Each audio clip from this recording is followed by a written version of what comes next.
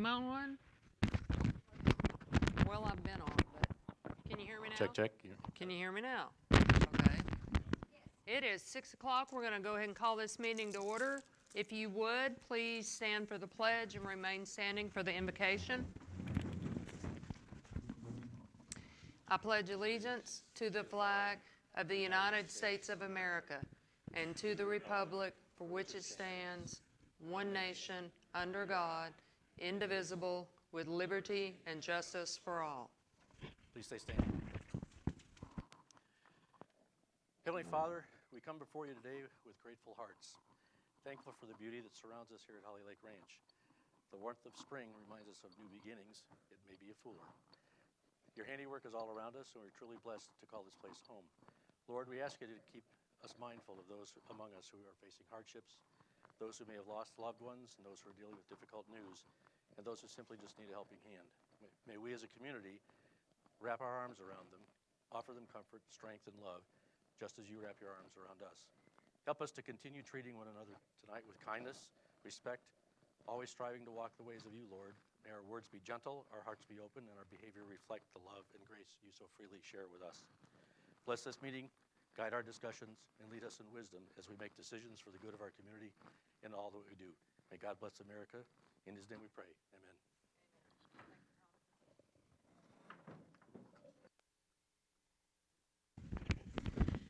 All right. The first item on the agenda is to consider approval of meeting minutes for the January 16th, 2025 open board meeting executive session.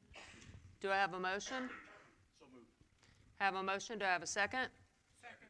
Any discussion? All in favor say aye. Aye. Opposed? Motion carries. Next up is the 3-month recap. Jeff?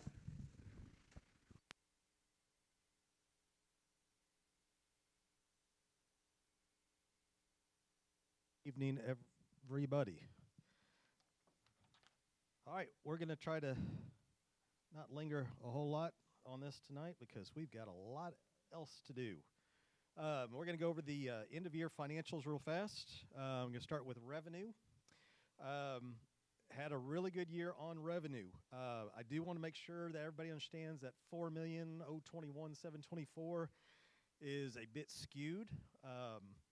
We have been doing a lot of work with our old accounts, or what we call our Z accounts. These are accounts that have been in arrears for a very long time.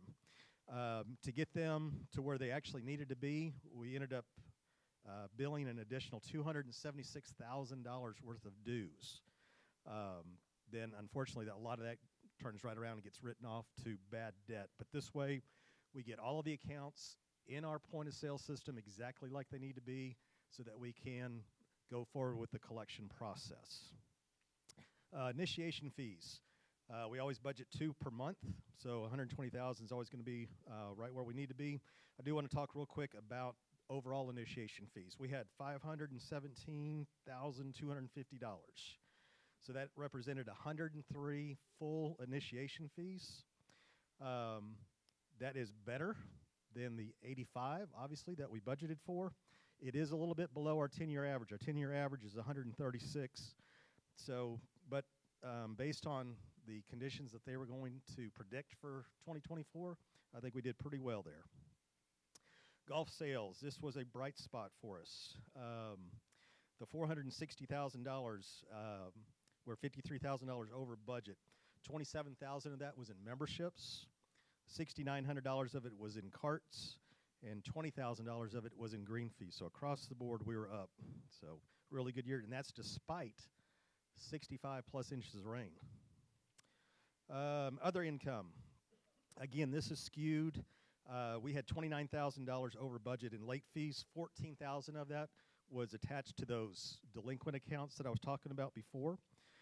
The other good news, though, is we were $14,000 over budget in interest. We had $44,000 in interest income this year. So that's fantastic. $15,000 over budget on RV storage. That's from our new pricing, so that's going well. Next couple slides here, they look great on paper. don't really look so well up there. You're not going to be able to read hardly anything. This is just a quick recap of the current year versus budget, and then also versus 2023 actual. So the middle set of three columns is the golf revenue. So not only were we above budget, we were also about $15,000 over what we did last year in total golf sales. Far right is our other income. Last year, that 351, that was skewed by some not real money. We talked about that last year. I'm not going to get back into it. So right at 300,000 this year put us as basically $50,000 over. Next slide is our maintenance dues. You can see we were up over last year and the budget. And then on the right is total revenue. We beat last year by, what is that, that's right at $250,000 total. So we had a good year as far as revenue goes. Moving on to expenses. First category here is security. For once, we came pretty close to budget on payroll and security. We actually were mostly staffed throughout the year. Not a whole lot going on in this department. Everything was across the board. We were under. The only thing, two things I want to show, training. We were $4,700 below budget on training. That would sound like a bad thing. It actually wasn't. Number one, we had an employee who left before his minimum time was up, so he had to refund us the money that we put into his training. And then also we had a benevolent donor give us a really good deal on some ammo at the beginning of last year. So I guess he wants to remain nameless. So that's the main reason we're so far under budget on training there. Moving on to maintenance. Poor Jeffrey Griggs. He was basically a person short for most of the year. That's the reason we're $53,000 below budget on payroll and taxes. Buildings and grounds. There's quite a few items that fall under buildings and grounds. The bulk of this $44,000 that we were under budget, $17,000 of it was fencing. So the pipe fence came in well under budget. And then $7,000 we were below budget on overall building repairs. Down at the very bottom, vehicle expenses. That $7,200 we were under budget, almost all of that was under in fuel. So Jeff and the guys down there did a really good job conserving our fuel costs. Moving on to golf maintenance. Almost $18,000 below budget on payroll and taxes. The biggest chunk of that was our part-time summer help. We didn't have any this year. John was unable to find anybody that was really worth anything, so we just incurred a little bit more overtime trying to get everything mowed throughout the summer.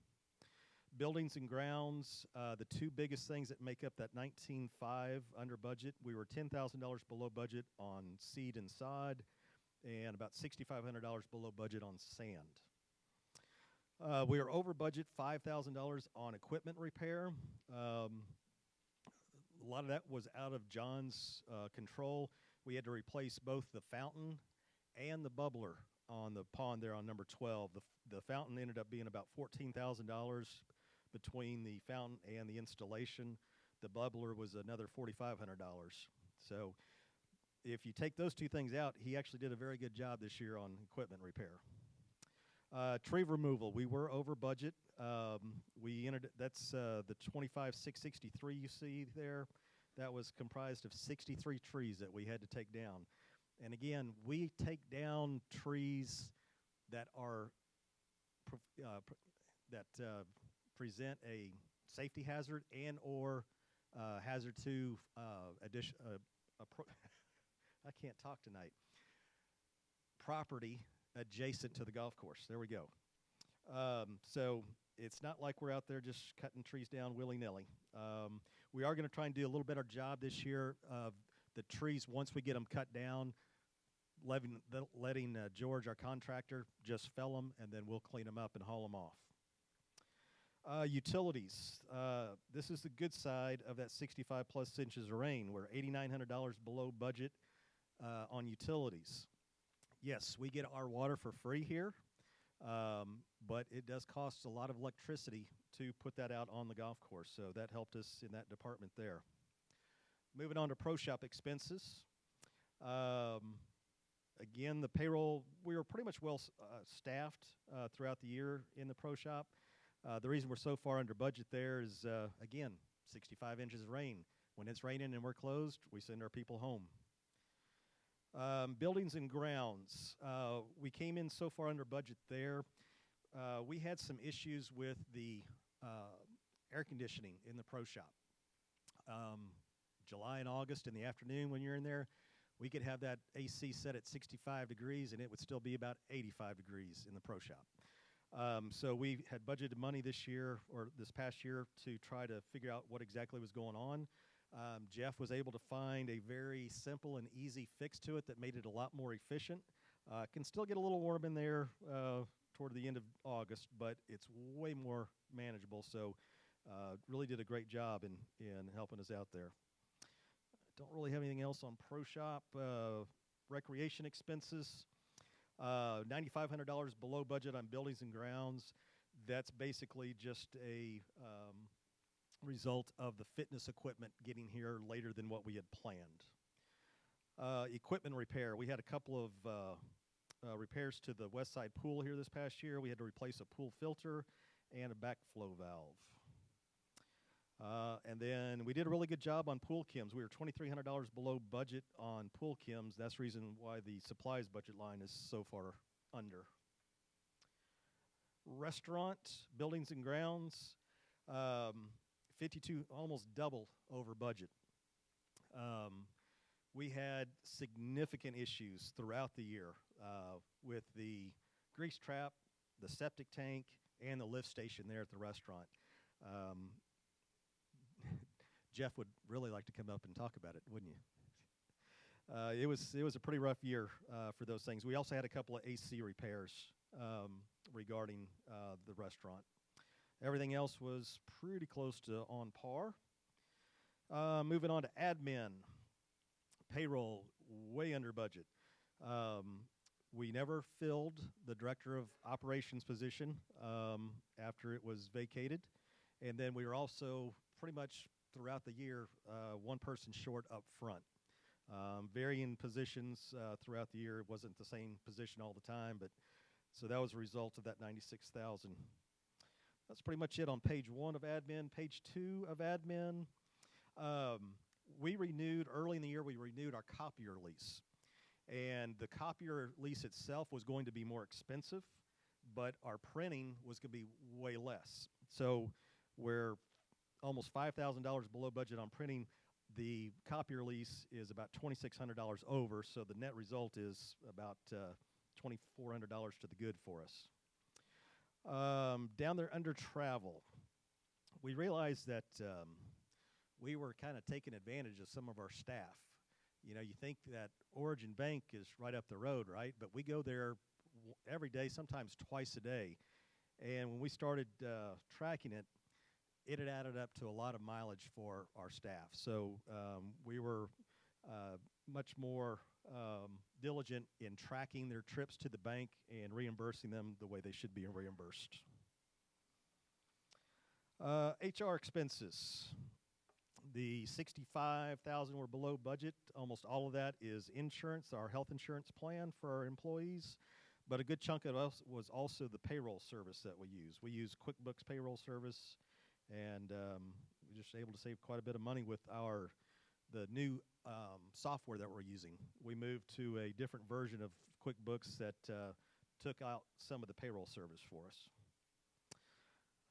Moving on to multi-year, and that's where you'll see we're over budget on computer support because we did go to a little bit more expensive of a edition of QuickBooks. But we had budgeted for 60 hours of blocks of hours for our IT person to help us out on different issues throughout the year. We ended up spending 100 hours. So that's the bulk of why we were over budget there. The election, the board of directors election, nothing out of the ordinary. Remember, we had 2 special elections in 2024, and that's the reason we're over budget on election costs. Professional fees, we were 27.5 under budget. That is comprised mostly of legal. It was $25,000 below budget on legal and about another $3,000 on compliance. And then here at the bottom, you can't really see it very well, where it says other income, $22,450. So that was the sale of equipment, fully depreciated equipment that we got rid of throughout the year and sold to various individuals. So between that and our interest income, that's $66,000 of passive income that we received for you. Goes right to the bottom line. So we are definitely being very good stewards, not only of your dollars, but also of the equipment that we have. All right. Everybody talks to me about how they love pie charts, so here's a pie chart that you can't really see very well. It's just the breakdown of the expenses. Obviously, we're always going to, our largest segment of pie is always going to be the security department there on the top right, 20%. Coming in behind that is maintenance at 15, and then admin and golf maintenance come in at 13. Let's go ahead and go on to that next slide. So this is, to me, this does a lot better job of what that previous slide is trying to do. This was your monthly dues in 2024, $159.76. So each month, that is the breakdown of where of that $159.76 that you spent each month to pay your dues, where it went to. So $32 to security, $24 to maintenance, almost $21 to golf maintenance and admin. The restaurant there, a whopping $3.20 went to the restaurant of your $159.76. So I think that does a pretty good job of trying to show you where your money goes. All right, end of year cash position. So all told, we went down about $85,000. Now you got to keep in mind that we spent $672,000 in reserves for different projects and capital purchases. So we offset almost all of that. $546,000 was offset by transfers into reserves. So the net decline is only $85,000. But this is the reason why we're trying to boost up our reserves. Our budget for 2025 is $5.15 million. So if you look at our end of year cash on hand, the 2.5, we're not quite 6 months worth of operating cash for what our budget is for this year. So we're making good progress, but we still got a little ways to go. All right, collections, our favorite subject in the world. This is a very interesting report here. So this is December of 24 versus December of 23. Look at the net totals there at the top for dollars. Only a difference of $76. I mean, the different days, the 30, 60, 90 days fluctuate quite a bit, but the overall is almost identical from one end of year to the next. The one thing I do want to point out, the number of accounts is at the bottom. Now you show that we had 97 people that were delinquent in December of last year. We only had 60 that were delinquent this year. The reason why? In 2023, Christmas, the 25th, fell on a Monday. Christmas, the 25th is when dues are due by. So after the 22nd, Friday the 22nd, the office was closed until the 27th. So it caught a lot more people off guard there. So that's the difference between last year and this year. You see the 60-day and 90-day, absolutely no difference. Now the disturbing thing, and what we are moving with great speed, believe it or not. Right, Adam? We really are. We have made so much progress in the last 60 days on our collection process. But this is a very telling number here. In collections at December of 2023 was just over $1 million. Now we're at 1.5 in collections. So this is one of our main focuses throughout the office for this year, is really making headway on these accounts. And let's be honest, there's going to be quite a few of these that the board will vote on that most likely is going to get not charged off. Charging off is what we do from an administrative position. You have to keep in mind that the legal standards are we can only collect as far as 48 months back. So anything that's older than 48 months, technically we have to charge off. It's just an administrative thing so that our books stay in accordance with GAAP. A write-off is when you actually completely say, we're never going to collect on this, we're writing it off, and it exists no more. So the board will be making decisions on which of these debts that will happen to and which ones that we will continue to try and go after.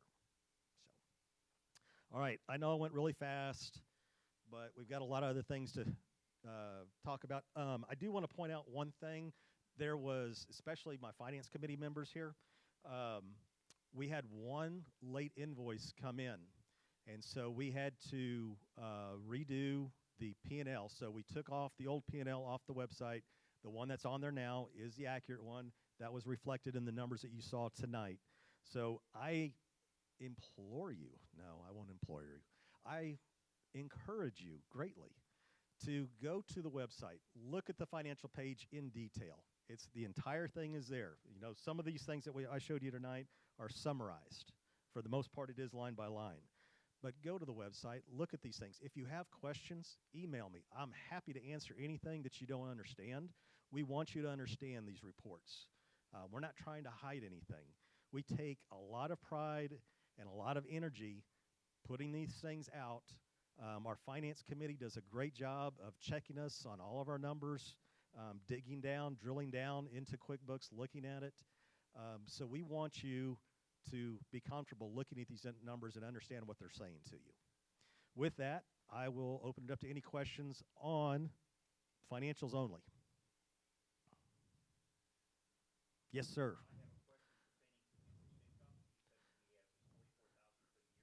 Yes, so the question was we had $44,000 of interest income, and that is correct.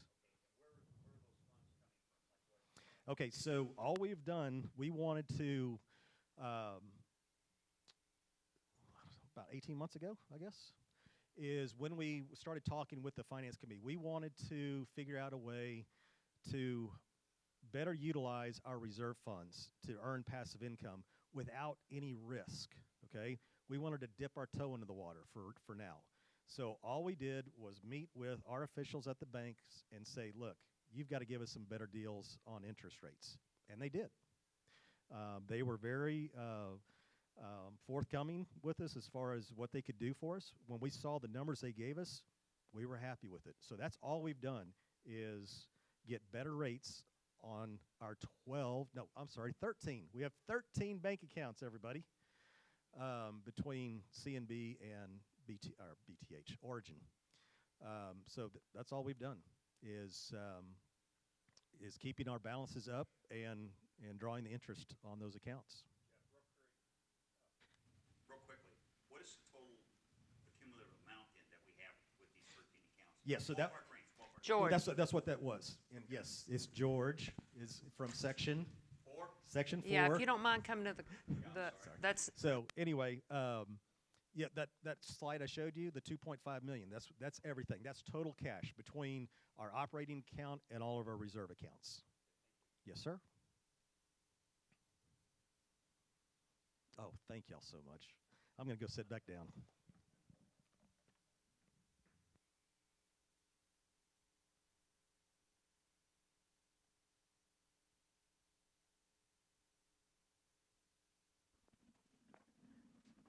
Well, how in the world are you? Everybody is so quiet tonight. I don't know. Appreciate you joining us on this summer evening. It's not summer, but it sure does feel like it. So just on the recap, I want to talk a little bit about our lake management contract. So several months ago, we started the RFP process, and this was after identifying that our current biologist, which was Overton Fisheries, they were great. They were fantastic at what they did, but they were very much centered on the fishery. We need total aquatic ecosystem health. So in that, we sent out a request for proposal. Lakes Committee was involved, and we had an opportunity to meet with a lot of very qualified contractors. We have selected a contractor, which is Texas Fishing LLC. It sounds, again, like we very much went down that fishing path, but these folks are multi-departmental. They have everything from dams to biologists to aquatic specialists, but they are very, very well-rounded, and we're excited to have them on. But again, their focus is total aquatic ecosystem health. So what you're not going to see this year is a big influx of stocking and things of that nature, but we're really looking to get towards those data-driven results. We need to better understand what those ecosystems do seasonally, after big rains, so on and so forth. So our total cost is $28,284 for the contract, and what that contract includes is 10 site visits. So they'll do that February through November. 10 water tests per water body, and that's all 5 water bodies. We've focused a lot on Lake Greenbrier, and it's a beautiful lake, but we have 4 other lakes that need to receive equal treatment. So when we talk, we're doing electrofishing, we're not just doing it in Lake Greenbrier, we're doing it in all 5. So we've got 5 of those electrofishing surveys. We just completed 2 of them earlier this week. So Shadow Lake received its first, to my knowledge, electrofishing. We'll get a report back from the biologist, and we'll better understand the relative weights of the fish in there. While they were out there, they also did a bathymetry scan, which is the next on the list. So each one of the water bodies will receive a bathymetry scan. What is unique about Texas Fishing LLC is they have a proprietary technology. Even really, really nice fish finders can in very great detail map the bottom of the lake floor. But what their technology does is can actually determine sediment level, it can determine sediment composition, and they can identify by species any aquatic vegetation before it breaks the surface of the water. So our approach is we need to be a lot more proactive instead of reactive. We've been to the point where hydrilla and milfoil start to come above the surface of the water, and we realize, yes, we have a problem. With this technology, we can identify that. They can then classify it and say, well, this will never reach this point. It will always linger 18 inches above the surface of the lake floor. So it's that data-driven metric that we're looking for. And then the picture that you see up here, that's the Pulsar 4400. I don't know, it sounds crazy, but we looked into this, I guess it's 3 years ago, in 2021, when we had that huge blue-green algae outbreak, and the technology was fairly new at the point. There wasn't a lot of scientific data. There was a lot of marketing and advertising with it, but there wasn't a lot of scientific data to back up its efficacy. So there is now, and part of this contract includes the use of this Pulsar 4400. So it will be placed in the east fork of Lake Greenbrier, and what it does is through radio waves breaks down the molecular structure primarily of filamentous algae. It will do some other things, but it will break down those things and then just cause them to sink. So through cell disruption, we should be able to treat that 24 hours a day, 7 days a week, 365 days a year for the cost of a daily cost of what it would be to power a light bulb that goes in your refrigerator. Love the opportunity to be able to use this and better understand its results, and it's at zero cost to us. It's included. So a lot of the other contracts wanted to sell us one for $7,500. I much more prefer let's try it and see how it works, and if we get really good results over there, that may be an opportunity for us to expand that into other areas of the ranch. So what this doesn't include, and it has in the past, is, like I mentioned, fish stocking. So we're at that point where we need to decide. We can either better understand the lakes, we can build our database, we can really have total aquatic ecosystem health, or we can continue to put fish in. And I would argue that if our lakes are healthy, our fish will thrive. So let's start with the healthy lake, and then we can supplement fish populations as it comes. This does not include any aquatic vegetation treatment. Very high likelihood we're going to have to spray again this year. We've got a little bit of American locust, we've got some milfoil, hydrilla, primarily on Lake Greenbrier, but there are other lakes that are subject to that too. So we have $50,000 in the budget this year, so the remainder of that, just a little over $21,000, we've set aside. Hopefully we will not need it. We won't spend it if we don't have to, but if we do need to treat that invasive aquatic vegetation, we have some money set aside and budgeted for it. And one other thing we will not be doing this year is the nutrient remediation. So Lake Greenbrier is very eutrophic in both phosphorus and nitrogen. For the past 2 years, we've applied 2 treatments of beneficial bacteria. So as we had talked a couple of years ago, you can go a phospholock type product that will molecularly bind, and then it sinks those molecules to the bottom, and it's supposed to be indefinitely. Or you can go with the natural approach, which is beneficial bacteria. As we looked at it, phospholock, as it sinks down, can take anywhere from a minute to 2 minutes through the water column, and then by the time it reaches the bottom, very low levels of nitrogen or phosphorus are down there, so you get the effectiveness of a minute or 2. With beneficial bacteria, it's much, much greater. So that's the option that we went to, but we decided not to do that this year because, again, we want true data as we understand it, as the lake sits right now. And to supplement that, our Lakes group is going to be involved, and we've got a new member to the Lakes group who is very, very, very well versed in biology and water studies, and has offered and volunteered his time to go around about every 100 meters and start taking water samples. And it's our intent to utilize the equipment we have in-house to then better understand, even after a major rainstorm, go out and do it, and let's see if we can start to pinpoint some of these things. So our approach to the lake continues just as it did 2 or 3 years ago, but we've got to better understand it if we're going to be able to treat it efficiently. So that's where we are right now.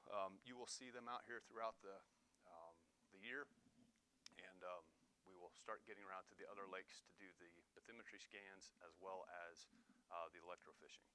So that is the lake contract. Next slide, please. Schedule of events.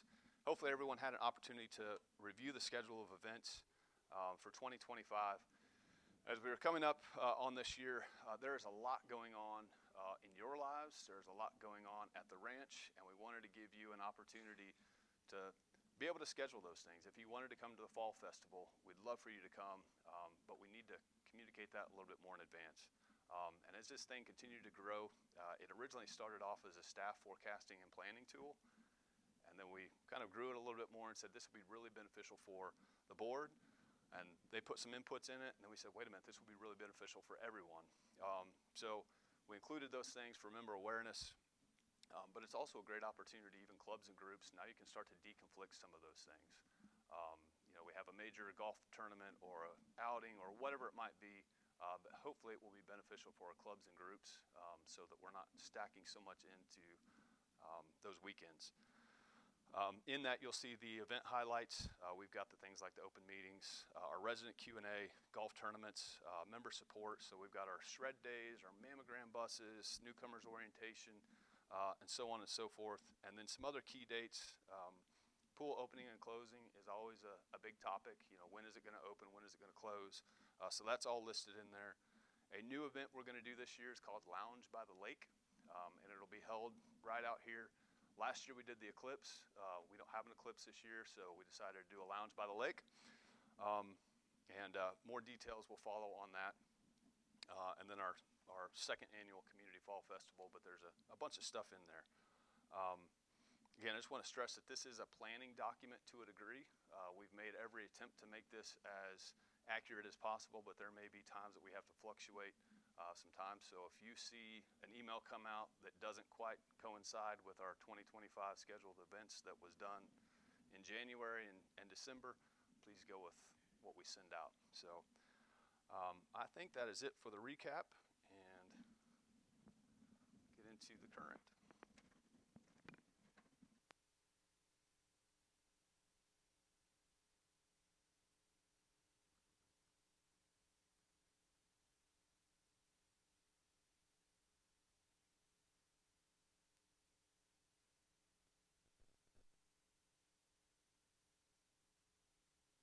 Can y'all hear me?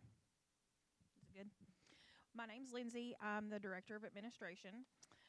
they wanted me to kind of go over, we had talked last year and got approval to do a system upgrade for the ranch and some different things across the board as far as some of the other departments being able to be all on one system. We started looking about June of last year to see exactly what would be the best option for us. We looked at several different systems.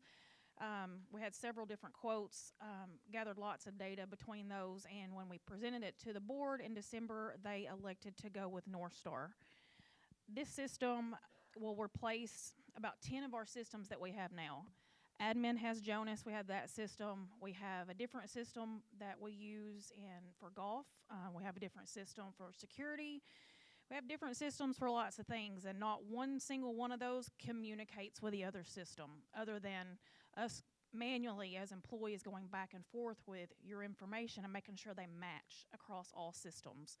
So I really feel not only with billing, but just as for y'all's experience as well, that y'all get the best experience and that all of your information is completely across the board correct. And also this system allows for future expansion. We're going and trying not to bite off too big of a chunk all at one time and completely eradicate everything and starting fresh all at one time.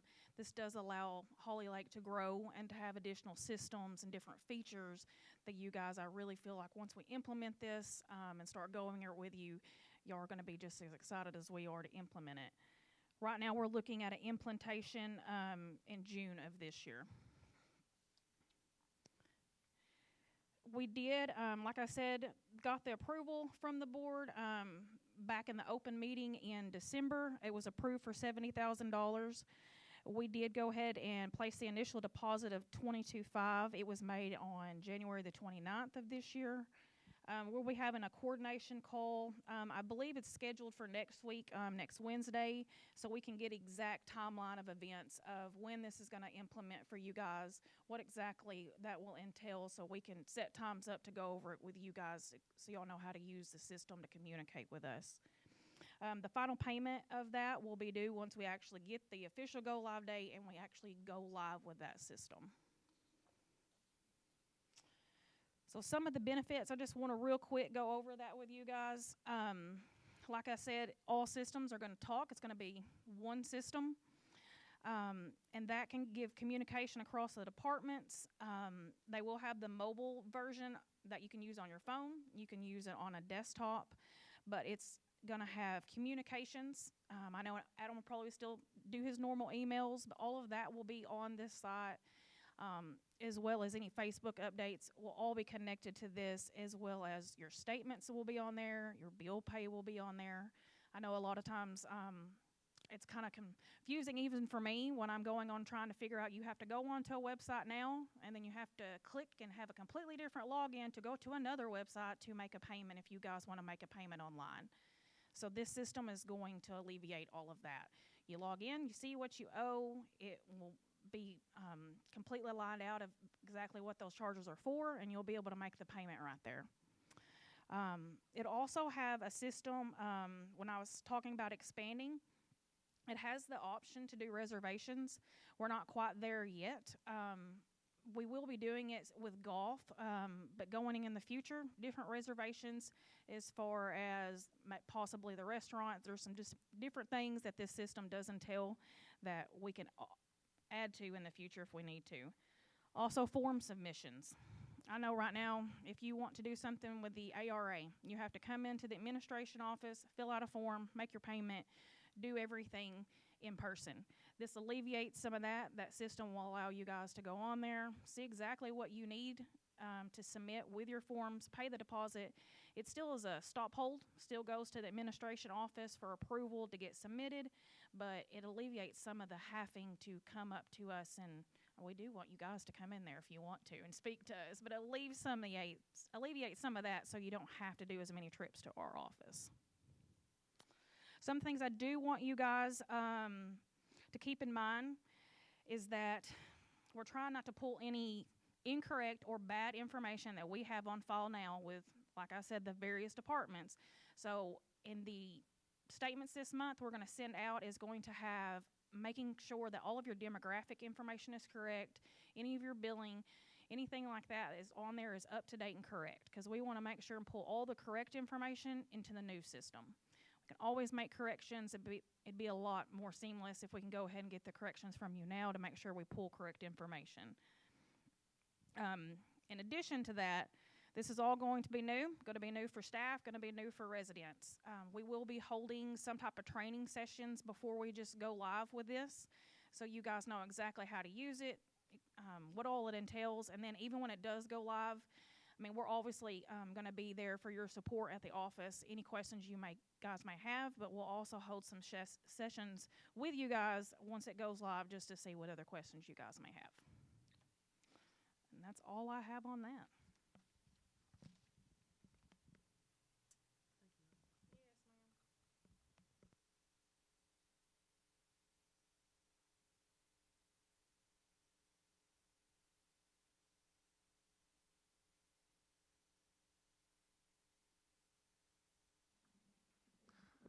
All right, just a couple of other comments I want to make on that.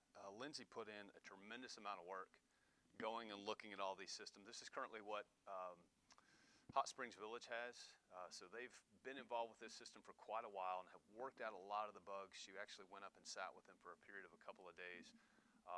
But I'm genuinely excited about this system, not only from the admin standpoint, but our number one thing is it has to increase the user experience, and we think it's going to do that for you all. The added benefit is it's much more seamless on the backside for us. So really excited about this. A lot more to come on it. It's going to be a very heavy lift to get it implemented, but it's the right thing to do. So next slide, please. Our community garden, we started talking about this last year. Jeff Griggs and his crew did a fantastic job getting everything set up. We utilized the tailings from the dredging, so we have that nutrient-rich soil. They got it all out there, ran water to it, fenced it up, and quite honestly, it fell off my radar a little longer than it should have, and I wasn't able to get the policy done, or the guidelines rather, so that we could implement it. So my apologies on that, but it is in draft form right now, and I expect to have it done here in pretty short order. But the purpose of this, really, we looked at it and said we want a place where if residents want to, they can go out and they can have a garden. A lot of trees at Holly Lake Ranch. Sometimes it's a really difficult place to find in your yard, someplace that is sustainable for a vegetable garden. And we've got the room up there, but we wanted to encourage the community, health, just even learning or camaraderie, whatever it might be. The layout of it is 100 by 100. So in the draft guidelines that I have, and I'm going to ask our master gardeners, once I get it done, I'm going to run this by them. But right now, the way that we've got it laid out is we've got 32 10 by 15 foot plots, and then we have 14 10 by 10 plots. And then you have walkways associated in there, and that's kind of what you would see up there on that graphic. But the purpose and intent of the guidelines is, one, just to foster an enjoyable environment for everybody. We don't want somebody planting a whole bunch of corn someplace and shading out their neighbors and this, that, and the other. So we're trying to make this very clear. It's very likely going to be an all organic garden, no herbicides, pesticides. When your plants have to be up, when you can put them down, it's our intent to go in at least twice a year. Beginning of the season, into the season, and till everything up, and to help the soil that way. So other things we'll address in there is water use. We have water spigots out there, but what we don't want is somebody taking that and setting a timer, and we've got a $5,000 water bill at the end of this month. So all of that will be done here in pretty short order, but once it's done, we'll send out a mass notification. If you're interested, we'd encourage you to come up. It's no charge, no cost. It's just a good opportunity for you to come out and get your thumb green, I guess, green thumb, whatever. Nothing tonight, just nothing. Nothing. All right. So that's it for current events. Step into 3-month future focus and the board restricted funds. So second quarter, We do this, the board does this every major quarterly meeting. We'll talk about the upcoming quarter and their expenditures. They have voted already on this at the December meeting to approve the budget, but this is just reaffirmation of the quarterly spending. So in the second quarter, $245,000 for road paving, that's contracted work. We have $22,000 for golf maintenance, and that's for a top dresser. And then our security vehicle, $41,000, that's the vehicle, and then the radio and graphics and lights and all of the things that need to go on it. So the grand total for the second quarter of 2025 board restricted funds would be $308,000, and you will see this up for consideration and approval by the board of directors here shortly. Next slide, please.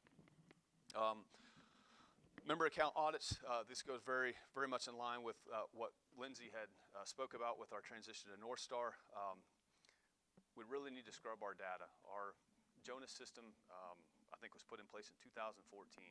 And the way they did things in 2014 was different than the way that we do things certainly now and probably several iterations throughout. So it is our intent to, with this next billing, we're going to send out a member data sheet.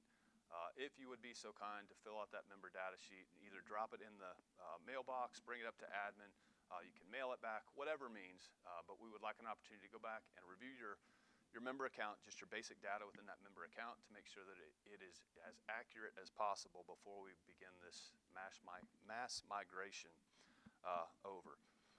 Other things that we'd be very interested in is pertinent property data. So if you have surveys, it would be great that we could associate those with that section and lot.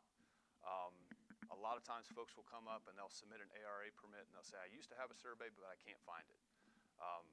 Would be great if we had that for you and we could just print that out. So any of those things, if you wouldn't mind providing to us, we would be very grateful for it. And it's our intent, if you've ever been to the office, there's a bunch of filing cabinets stacked back there. Every section, every lot has a file. It's a lot. And part of this system will be the integration or the digitization of all of those hard copy files. So we can store them, we can sort them, we can search them, we can do all of those things and kind of bring our administrative systems into the 21st century. Adam, how do Yes, you sir. want people to get that information to you? So if they have a survey, bring it to the office or do it digitally or? Yes, either way. You can drop it off at admin, you can put it in the payment box, you can mail it to us, you can email it to feedback. Any way that you feel comfortable getting it to us would be fantastic. And collections, our last point. So we talked about this at the November meeting, but kind of our more robust way to go forward. So we have the 30, 60, and 120 days. Just a brief recap, that 30 days, somebody falls delinquent 30 days, they receive a letter. 60 days, they receive a certified letter. And 120 days, again, it's a certified letter, but that's affectionately known as the 209 letter. And that's the first big, we got to do something about this. That's when it kind of leaves our hands and really starts moving towards the legal aspect. At 150 days, we file a lien. We've recently filed 10 liens who have met all of those criteria. And so we're in that process now of really implementing this. Then at 165 days, that officially initiates legal proceedings. We hope that it doesn't get to this, but as we saw in the aging report, it has got to that, and it's gotten to that for a long time. So this is our way to address that, and really what we're doing is we're kind of starting it at bookends. So we refer to them as our X, Y, and then Z accounts. All of our current accounts, it's just a number. That's your number. Once you fall within collections, we classify that member account as an X account. So that denotes that you are in collections. Our Y are those waiting for judgments, and our Z are those accounts that are more than 48 months past due. So what you're going to see the board vote on tonight, that first item that they're considering for approval, is to move from the 150 days, the liens have been filed. Now they're going to vote to, yes, we agree with these, and we're going to move these into, at the 165-day mark, over to legal. So that's for 10 accounts. And we're referring to these as batches. So 209 restricts what we can and cannot say. We cannot specifically identify which members are in a delinquent status. So we will classify these 10 as batch 2025-001-C for collections. There may be some more questions on this, and I hope I'm not leaving anything out, but I think that's a good kind of recap. Again, we talked about this in November. We've got 10 in batch 2025-001-C, and we're squeezing kind of at the bookends. So these are all X collections accounts, and we've started with the Z accounts, and that will go into some of these write-offs that I believe Mark will talk about here in a little bit. So with that, I believe that wraps it up, ma'am. And actually, I have a couple more. All right, so that's our 3-month future focus. Next slide, please. How about that? Well, so the next topic is Bistro 19. We have gotten all of the repairs done over at the restaurant. So I thought I could do both. I don't think that's going to happen.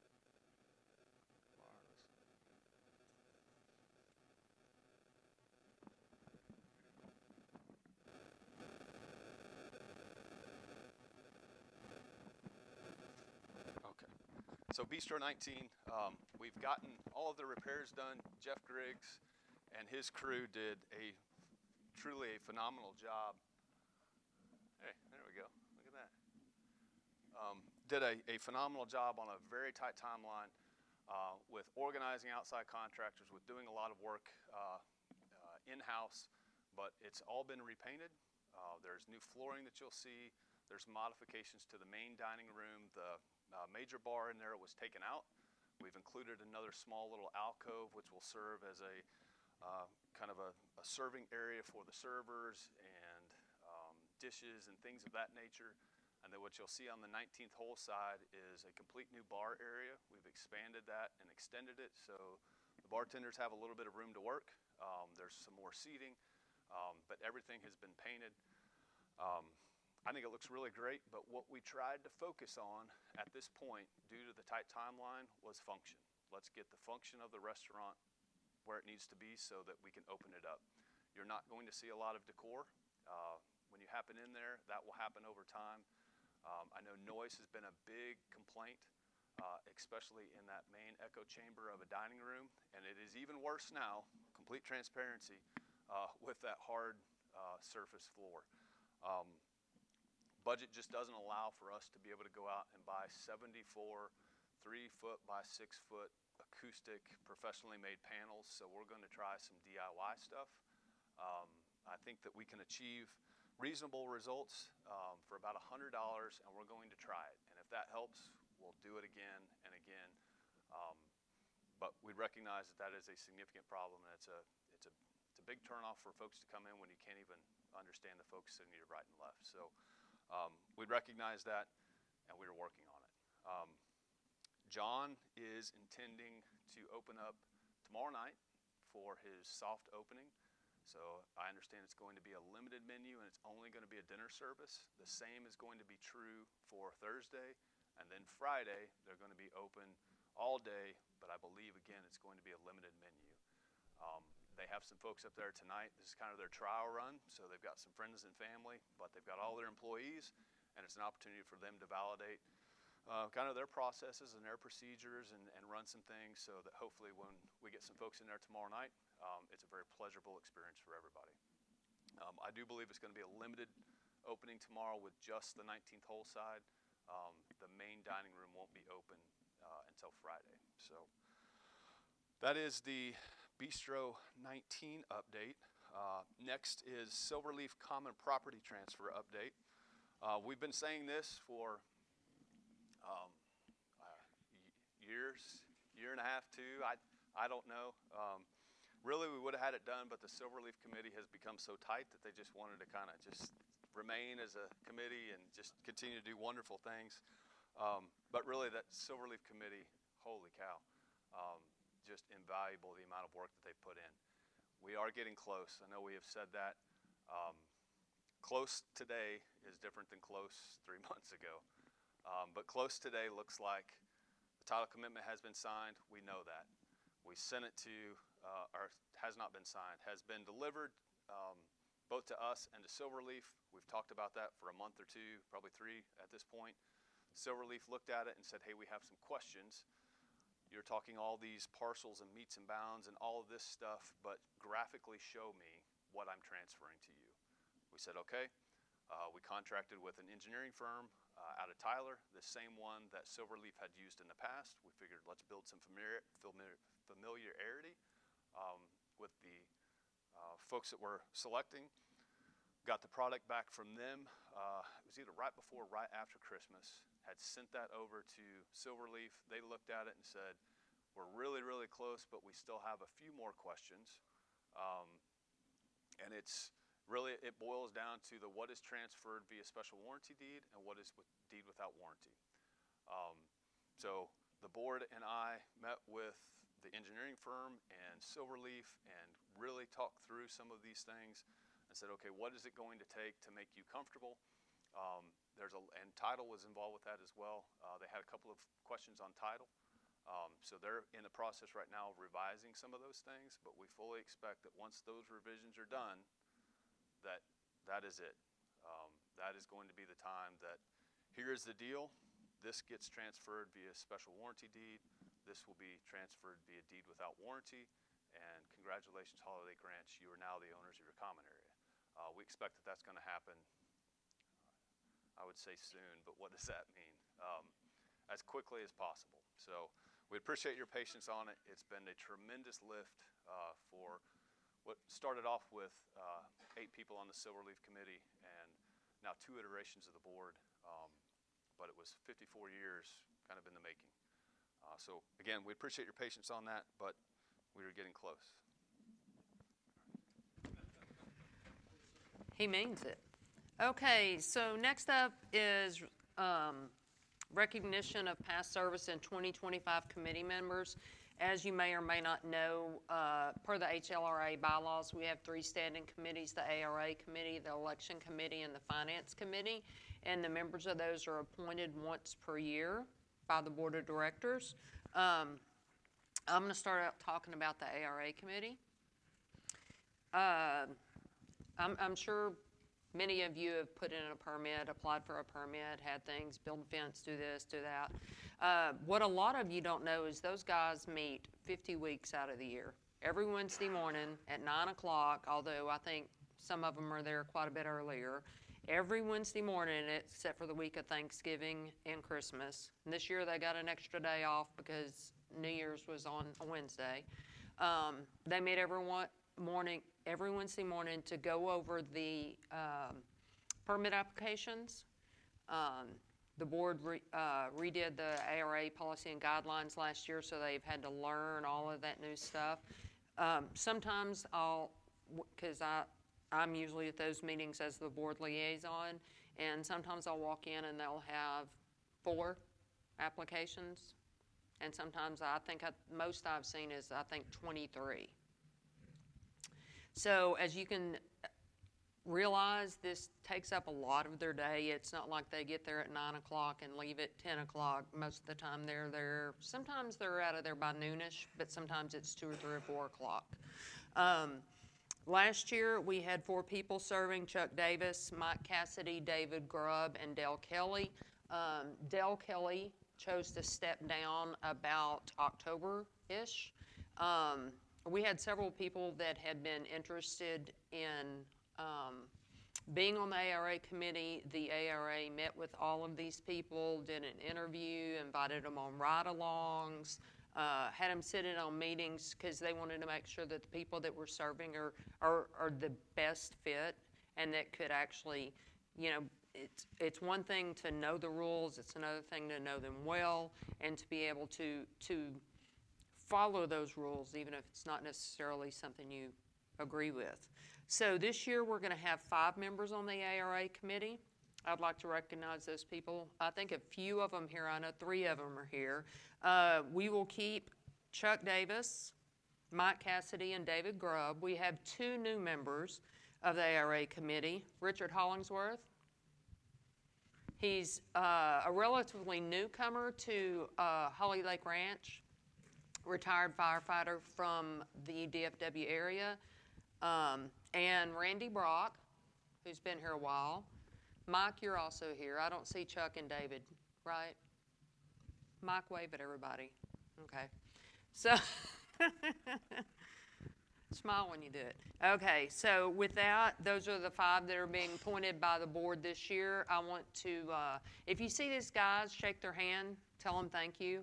It really is a lot of work for volunteer.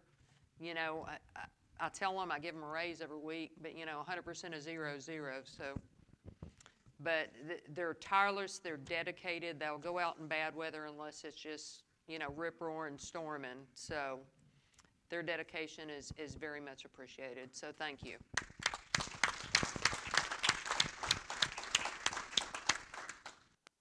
I'll cover the election committee. So typically we have an election once a year for board members. Last year we had 4. We had 3 special elections because of how it was.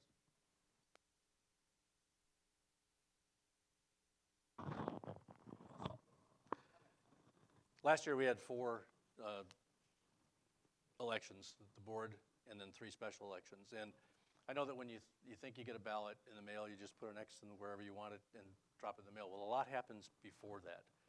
And that's where the election committee and the board gets involved. There's very specific requirements with regard to the language on a ballot, how it's phrased, is it clear, do people understand it, will they understand it, and the timing of such. And that's when the board and the election committee get involved in that. When a ballot goes out, the ballot boxes are sealed. You wouldn't believe, I mean, Houdini couldn't get out of these boxes. They thread the boxes with a cable lock and it's sealed and everybody, it's very, very tight. And once the ballots start coming in, they make trips down to the post office on a regular basis. And on the day we count, we have volunteers as well. And so they manage the volunteers, they call the volunteers and see if they're available to do it. I would encourage you, if you get the opportunity to volunteer and you've got the time to do it, do it. You'll see how tight the process is. I wish it was that tight in some of the districts throughout the country. You'll meet people you've never met before, perhaps, and make some new friends out here. You get donuts, and if you're slow, you might get pizza for lunch. So anyway, the committee is great to work with. They're dedicated, and I really enjoy working with this group. So the chairperson is Diana Cassidy. We've got Mike Hunter. I don't know if I didn't see him. We've got Pam Schmidt, former board member who is also not here. Linda Tuck has poker night. She was there earlier. And then Theresa Wagner. So let's give them a hand.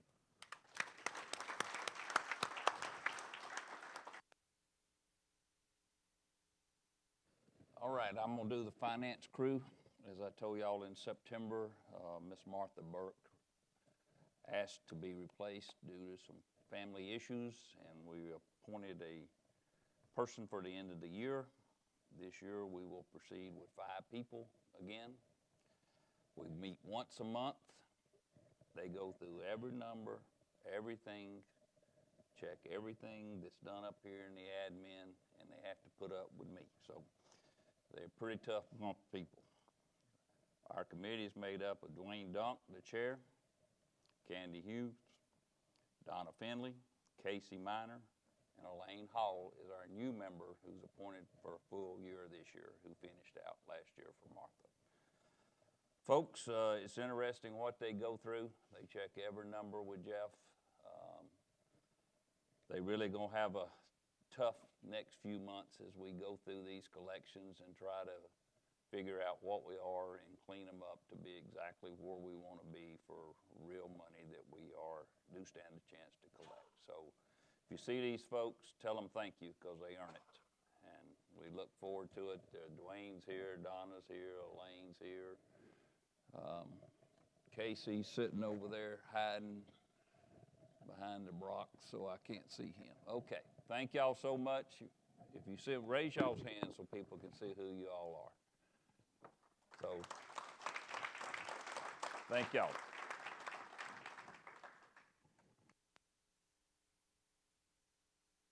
the next one's yours as well. Okay, we've talked about this group of Silverleaf Committee people. Beginning of March of 2023,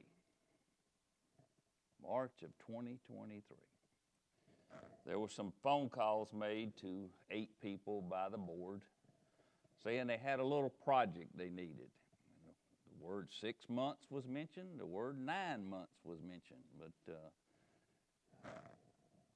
this group of people was made up of Bill Pease, who's on the board today but is sick and is not here with us tonight. He would love to be here. Dwayne Dunk, Michelle Tolucci, Rick Reynolds, Pam Smith, Jim Dixon, and Wayne Carey. This group of people walked in a meeting on May the 9th of 2023, and they were told, we got something we'd like y'all to do.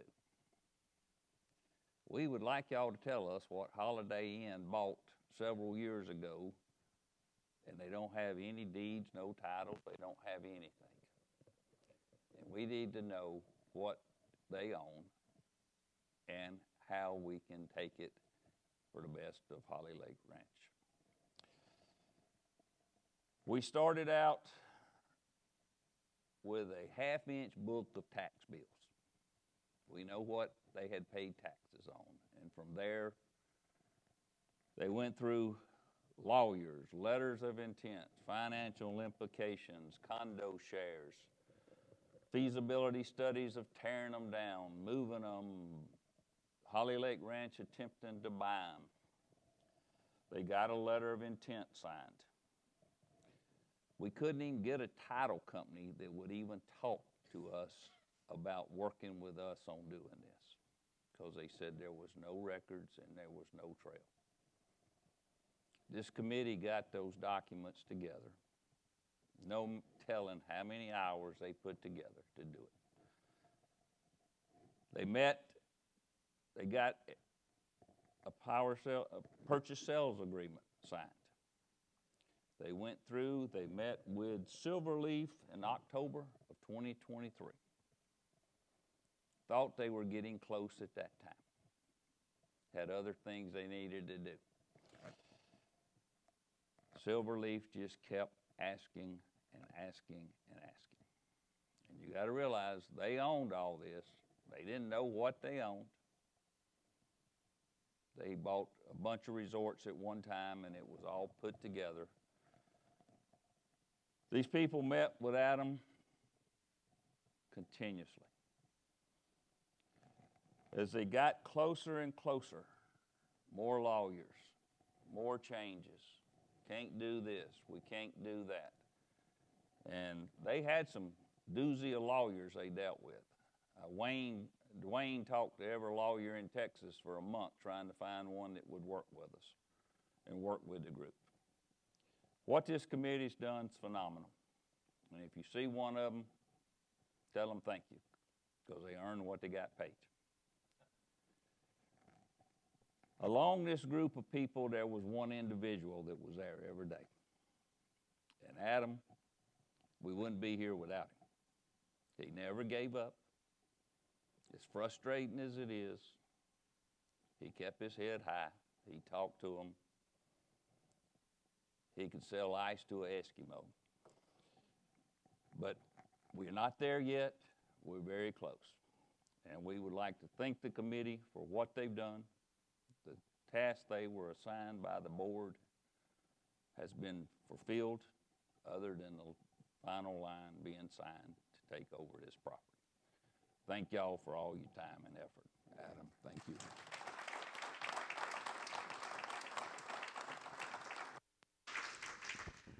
Just a couple of comments. I noticed that Mark said that there were 8 members and he only listed 7. So for those of you that don't know, he was on that committee until he was elected until the board.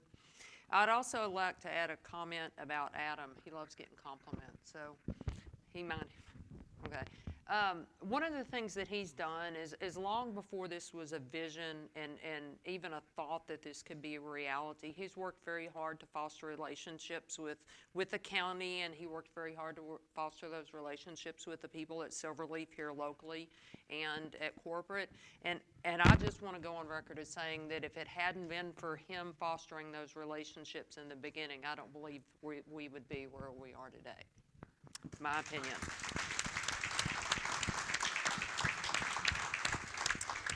Okay. I picked up those relationships that were fostered by Mr. Jeff Wilson. So it all began with him. It really did.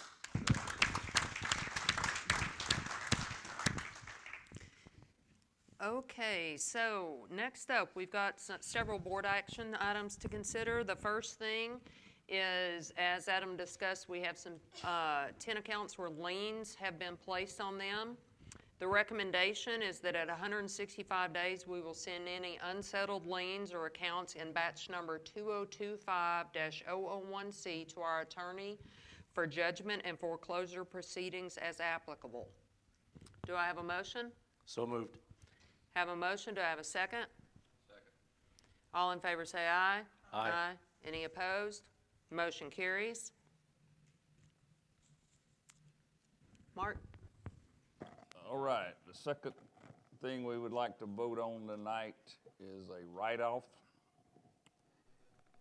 As Adam said, we're starting bookends. We just voted coming down. We're starting at the bottom and working our way up of X, Y, and Z accounts. And in this county or in this state, if the county takes over a property and forecloses on it, even if you have a lien, you lose all your rights. And so we had 9 accounts on our books that Wood County had taken over since 2000 that we have money in our accounts that we're saying we're due. We've lost all of that. We started working on 10 accounts. We went through them. One of them, we had actually billed the accounts after that amount, so we adjusted those on our books. So we are voting to write off 9 accounts tonight. The lots are all cleared. They're owned either by Wood County or somebody else now. It amounts to a total $57,119.63. $57,119.63. It's made up of 9 lots. Nothing would make me feel better to be able to tell you who it was and where they're at, but I can't do it. So all I can do is tell you that there was 2 in Section 3, 1 in Section 4, 4 in Section 8, and 2 in Section 9.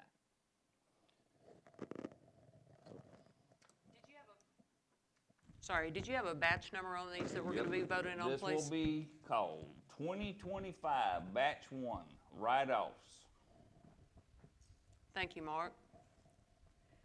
So what we have on the floor here is to consider the approval of write-offs of uncollectible accounts for 2025 Batch 1 write-offs in the amount of $57,119.63, made up of 9 accounts. Do I have a motion?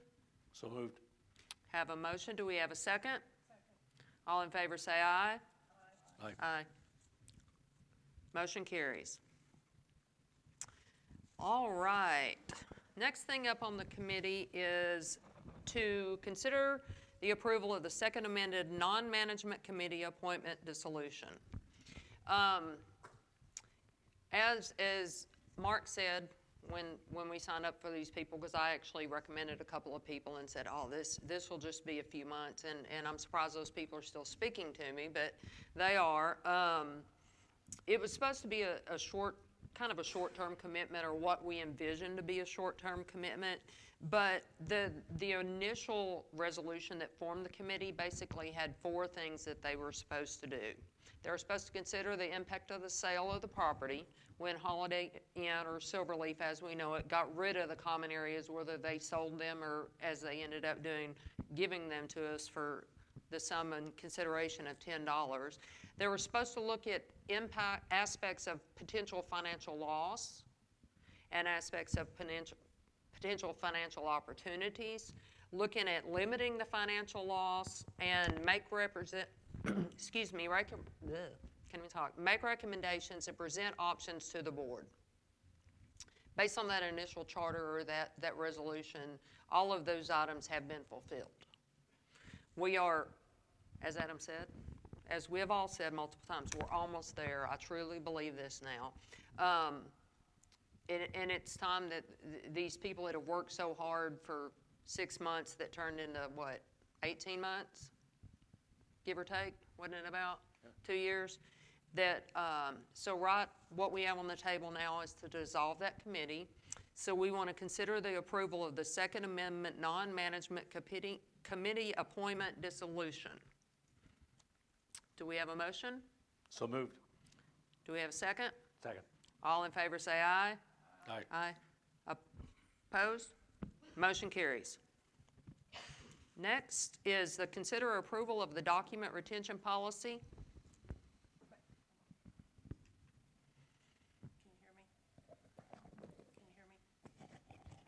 I can. Madam President, as a matter of explanation, the previous guidelines of the document retention were only found in the financial policies and procedures. The current policy was drafted by legal as a matter of compliance as required by Property Code 209. Okay, with that said, do I have a motion to consider approval of of the document retention policy? So moved. Any? Okay, all in favor say aye. Aye. Aye. Any opposed? Motion carries. Next up is consider approval of the access, production, and copying policy. Madam President, as access, production, and copying policy, which is also required by Property Code 209, was updated by legal as our current policy was from 2013. Okay, with that said, do I have a motion to consider approval of the access, production, and copying policy? So moved. Have a motion, do I have a second? Second. All in favor say aye. Aye. Aye. Any opposed? Motion carries. The last item on the board actions is consider approval of board restricted funds for second quarter of 2025. As Adam mentioned, we voted on these when we approved the 2025 board restricted funds expenditures back in December, but we always vote quarterly just kind of to reaffirm that this is still our plan to spend that and to remind our members of where that money is going. So we want to consider the approval of second quarter board restricted funds expenditures, which includes $245,000 for contract paving, $22,000 for a top dresser, $41,000 for a patrol vehicle, for a total of $308,000. Do I have a motion? I have a motion. Do we have a second? Second. All in favor say aye. Aye. Motion carries. All right. So next up on the agenda, finishing with all our business, is property owner questions and comments. I would ask that if you have any questions to please come to the microphone, state your name and section number, and that helps the people when it's recorded be able to see what's going on and hear your questions. It also helps us hear you a little better.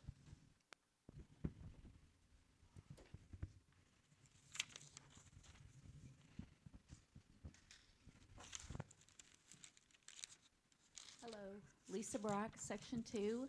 I am with the Kayak Club, and we are still waiting for our kayak lunch on Greenbrier. And I had noticed Saturday we had a paddle on Greenbrier. We had 5 kayakers. Sunday, we had a paddle on Holly Lake. We had 14. A lot of the difference is people like me physically cannot get in our kayaks. There's a lot of people out here that have physical abilities that are not attuned to getting in a kayak anymore. So I'm hoping that we have some news that our kayak launch that was approved a couple of years ago, I think. We might have that coming up here soon so that we can use it this spring. Is that a possibility? Sorry, I didn't realize I was still on. You know, the agreement that we made with the Kayak Club last year is that we would, once the common area property had closed, that we would look at all the options and try to figure out where the best location for that was. As you know, the common area has not closed. Therefore, we have not been able to determine where it's going to be placed. It's frustrating for us because part of the common area, I think, was the pickleball courts and tennis courts, and yet we redid those courts and spent a lot of money for more pickleball courts, and yet we still don't have a kayak launch, which can be moved, unlike the pickleball courts, which could not be moved. It's just, we would really like to have our kayak launch so that not just the kayak club, but anybody that wants to launch their kayak at the fish, because there's a lot of people that fish and stuff out on the lakes that I'm sure would use it as well. Just a comment. One other comment, as somebody that, you know, Randy, my husband's had 2 knee replacements. There's a lot of people out here, knee, hip, etc. We walk on the paths, the walking trail out here. There are no benches. It would be really nice, especially on this section over by the houses, to have a bench or two for those of us that need to stop and rest, to have a place to stop and rest. The equipment, the exercise equipment out there really isn't a place to sit on. So it's just the thought that a couple of benches, maybe a club or something would want to finance or sponsor a bench and put their name on a plaque, but something to get out there. Thank you. Thank you. Just a question, Lisa, are you talking about the paved path out? Yes, yes. Yeah, you walk and you get tired and there's nowhere to sit, and I can't go down on the ground because I can't get back up again. So, okay, thank you.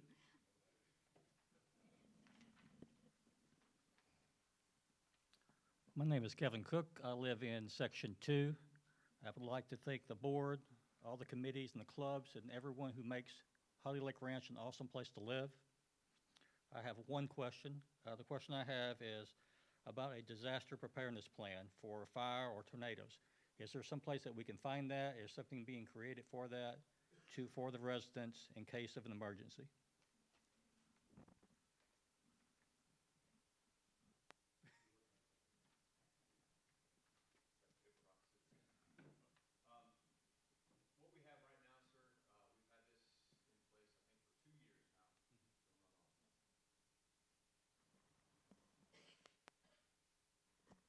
All right. What we've had in place for 2 years it's a very, very basic flow chart. I think we've sent that out in the past. When I first got here, there was a very robust plan, and it nearly mimicked what you would see at the county level. So the county level and those that are incorporated, I think there's 6 townships incorporated within the county, and then there's subsequent annexes in there that provide responsibilities that also provides benefits for each one of those. As an unincorporated town, we're named in there, but we're not necessarily applicable to it. So when I'd gotten here, that was kind of in place, and we said this is really robust, but it exceeds our scope, it exceeds our authority, and exceeds our capability in a lot of manners. So we developed this kind of rudimentary flow chart. And it is that. It's not intended to just be kind of looked at and said, okay, well, yeah, they just wanted to put something on paper, but it's, you know, kind of classifying criteria is 6 hours or more. Are we going to lose vital utilities for six hours or more? Is there an immediate loss of life, threat to home, welfare of members, so on and so forth? And that would kind of send us in those directions. And then we would establish our crisis emergency center, our crisis reaction center, if we needed to. And then there's different criteria within those. Jerry and I have been talking earlier this month, and we recognize and identify, and I think it's on the forefront of everyone's mind, particularly with what's happened in California, the growing and escalating severity of wildfires in this urban interface area that is kind of our classification. So Jerry and I have been talking about it, and the plan is we've got a couple of members. One is a retired firefighter. Another has expressed some interest, but we're developing kind of an outline. And it's, the way I view it is, how do we get from D, which is event whatever, to D plus 2 to 3? We need to be able to self-sustain, in my opinion, 2 to 3 days. If there's a catastrophe that is more widespread across the county than just a simple isolation here, we may not get county resources.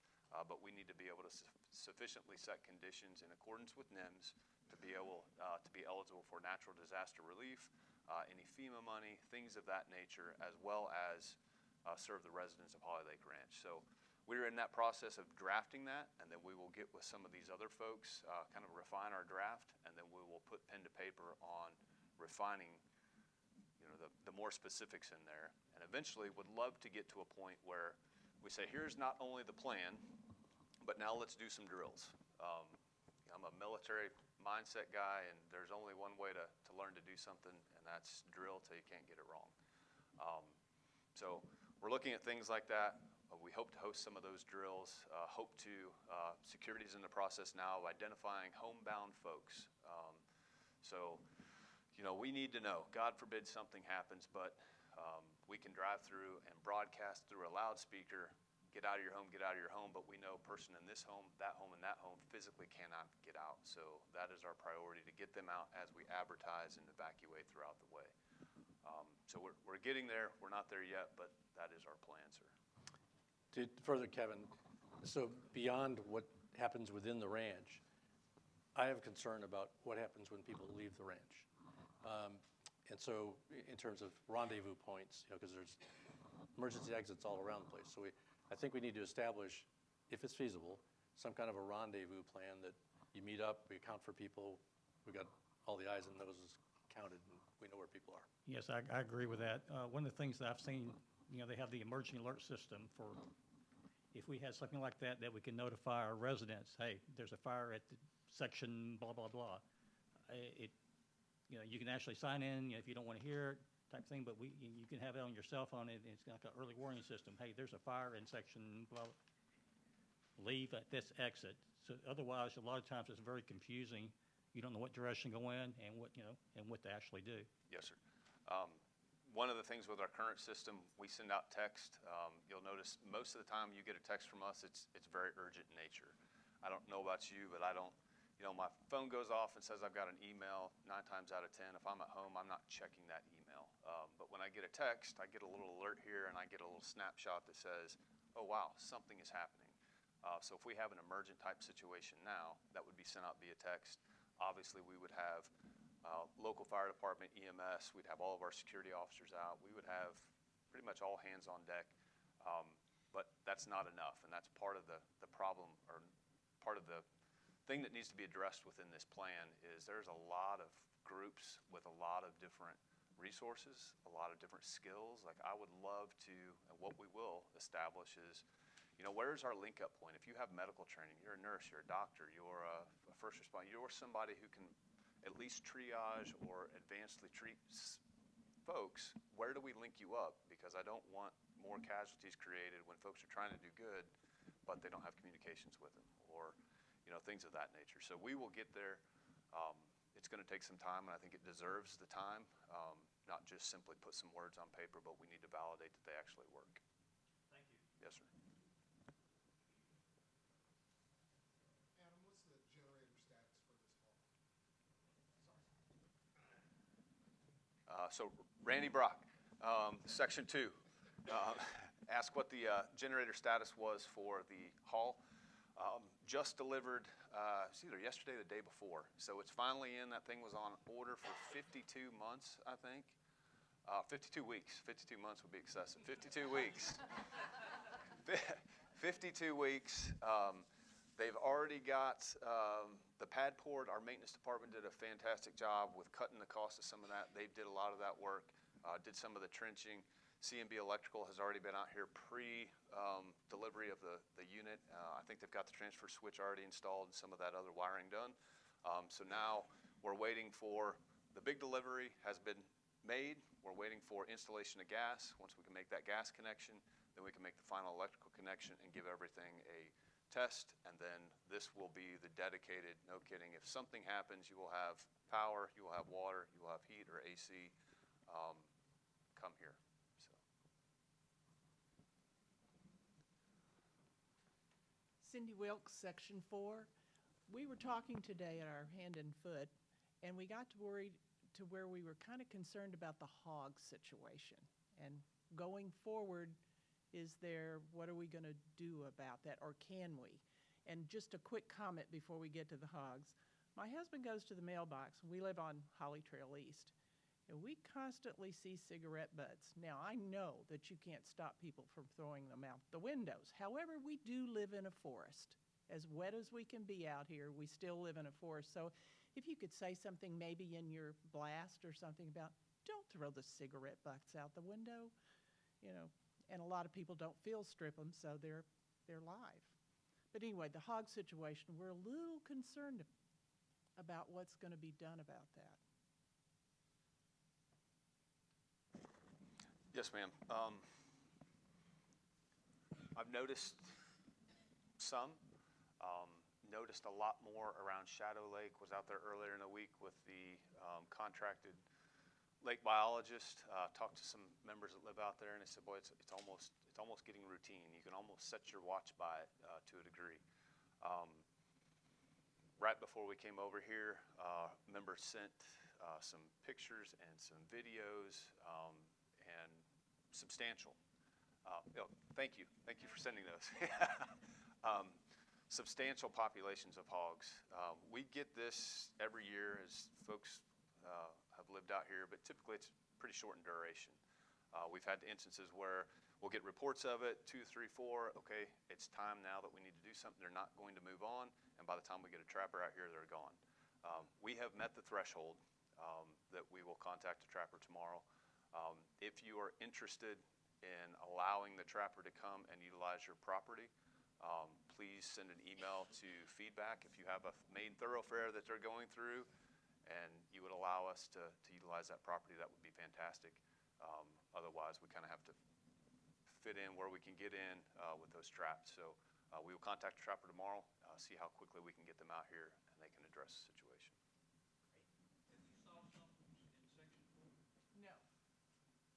But we do love the golf ball that's being chainsawed on the golf course. We haven't seen any hogs, but we have seen the golf ball. But we heard, and again, this is the grapevine, so you know, I listen to people and what they say, and then I dismiss it because I'd rather ask here and get it from the source. But yeah, it does help, doesn't it? But they were saying they saw there was some area, a huge amount of hogs, over 100, and I thought, really? So we did notice on the waterfall trail yesterday had to be hogs. It was deep enough to be then. I guess my concern is now that I'm maybe going to have my grandchildren here, I don't want to take these little guys out on trails if there's going to be an issue, unless I'm carrying something else with me, which I probably shouldn't be. But A stick. I actually do. A stick. Oh, I'm sure that's what it is.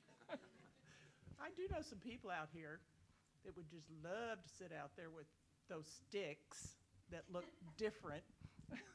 And are currently against the rules and regulations to discharge within Holly Lake Ranch boundaries. Right. Yeah. What do you do, though, if you come upon one and Run? you have a stick? I mean, run, is that the best thing to do if you come upon a hog? Does anybody know? I've encountered a lot of hogs. And you haven't had any problems? And I've never had one I charge me. haven't, I'm not so. saying that they don't. I think that is completely within their unpredictability to do. But typically, you'll hear them. They're not quiet. You will hear them sufficient distance away that you can say, you know what, I'm not going to go over there. Hopefully, they don't come over here.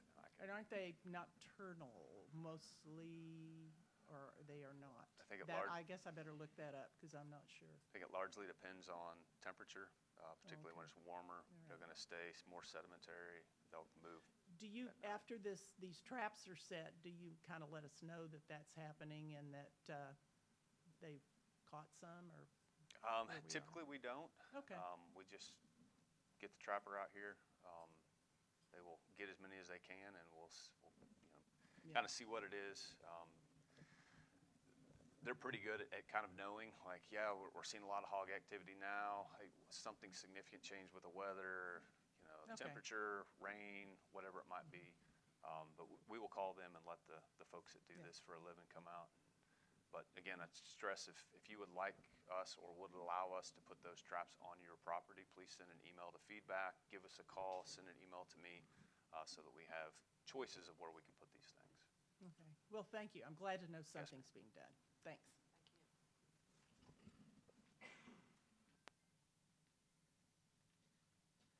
Jeff Wilson, Section Mineola. Since I'm in charge of the golf course and also the finances, since this golf ball was mentioned, I want to assure everybody here in this room and online, no HLRA funds were used for this. Private individuals paid for this. So. Yeah, some of us don't know what you're talking about. We actually got a tree cut down for free also in this process, one that we would have had to pay for. There is a wood carver in this area who has been doing a lot of carving of trees that have been cut down for people making ornamental statues and whatnot, and had a group of golfers that wanted to utilize a tree on the golf course. That would be a nice little monument. It's a golf ball on a tee. It's got some wording on it as well. So it's all done out of a pine tree that was cut off. So, I'm sorry? Oh, hole 11. It's on the right side of 11, about maybe 50 yards down the right-hand side.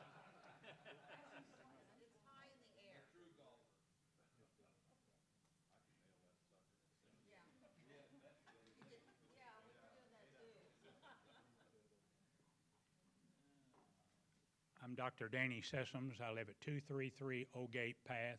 If Section 7 hasn't moved away from me, that's where I live, okay? It's a cul-de-sac that empties into Greenbrier. I was here about 7 weeks ago complaining, I thought bitterly enough, to tell you that we got a problem over there that is a monumental problem. If you'll drive on East Greenbrier till you get to my street and you look over there, it has gotten so much worse, it's astounding to me. I mean, as I said earlier, I'm just rankled by what's going on over there now. And I made these photographs and I made notations on them. I'll give them to the board here and you can pass them around. But this needs to be taken care of in a professional manner because it is not going to get better. It is going to get worse. There's 3 things I learned when I was growing up that are very important. Safety, security, services, and that's the order that they fall in, and that's the order I have always followed. Now, I have to have cheat sheets because I can't remember much anymore, so I'm going to just kind of throw these at you, but if you're going eastbound at 1964 to 2008 Greenbrier over there, you'll see a massive area there where on the left or north side of the road, there's not 1 but 2 sinkholes. And that first sinkhole has been covered up just here recently. The second one was unattended or under addressed, and it's up there by that telephone pole where the computer box is, okay? It is directly opposite both of these to where the road completely washed out and the berm behind it washed out, not in 1 place, but in 2 places and almost went out in 3 places. Now, I'm going to tell you what, that is a complete collapse, and that berm is affected by the fact that the terrain to its west and to its east is much higher than what it is. So the water coming down off of all of those hills in that area don't have any place to go except climbing that wall going over the top of that berm. When it goes, everything else goes.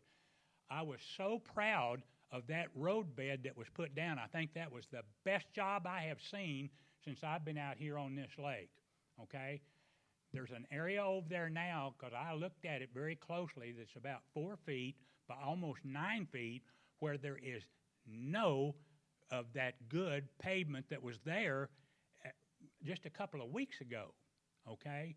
If you go top that hill and start down the other side, on the north side of the road, it has, somebody had put a stretch of something in there as a attendant to erosion, but it looks like a grass on top of some string, is the way I describe it. That water went underneath there, which it will do, and it has washed 2 places out over there. I have a galvanized stock tank that I keep at my house, and you could put both of those in one of those holes. And in one of these that you'll take a look at, you can actually see the line that the utilities go through is exposed over there, okay? So I'm just trying to tell you that this has become a monumental problem that's not going to get any better unless it is finally addressed in a proper way. I grew up doing that kind of construction when I was a kid, and there's ways to stop that. I've talked just a little bit earlier to Adam on this, but I think the board has got to get determined to stop these problems from continuing to reoccur. I had said the last time, that was 4th time that I'd had that washout down at the end of my street over the top of that berm. And it's been rebuilt every time by throwing new crushed limestone in there, and then it washes out the very next time. So something's got to be done that's going to stop it. Somebody, and I said this last time and I'll re-emphasize this, somebody's going to run over that spot right there in the dark. They're going to end up upside down in that ditch, and we're going to be facing a lawsuit, or unfortunately, we may be facing some medical bills and some disaster relief to somebody who's injured or unfortunately killed in that. That's the height that this thing has gotten to me. And I just can't believe we can't do the kinds of things like that on these roadways to make these places safe, secure, and serviceable to our populations. Thank you. And I'm going to give this to you. I would like for y'all to take a look at this because I pointed out there all the things that I recapitulated to you in there. You shot the elevation yet? Sir? Did you shoot the elevation? No. I only have just one little instrument that does things like that. Which one of them houses you live in? When they come over there, we'll bring the train to you. Okay. We'll include your Zachary and Lane experience. You can do it because I got to do that kind of stuff. I usually end up on the dumb board, but I was on that kind of. We'll put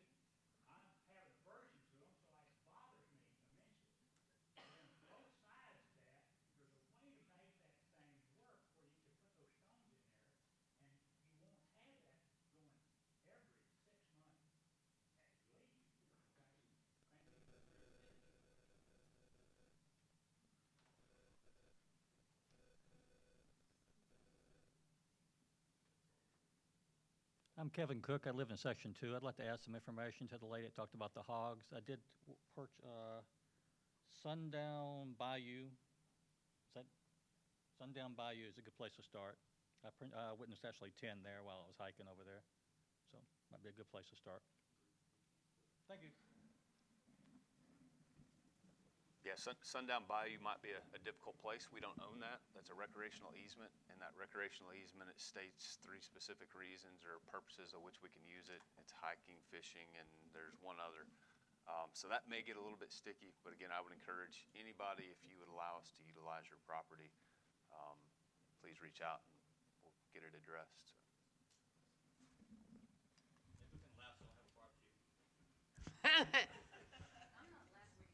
That's actually Lounge by the Lake. We didn't get into it, but that's kind of yeah. That's a. All right, any other questions or comments? Okay, if we have no further questions or comments, do we have a motion to adjourn? So moved. Have a motion, do I have a second? All in favor say aye. Aye. Any opposed? Motion carries, meeting adjourned at 7:45. Thanks for coming, everybody.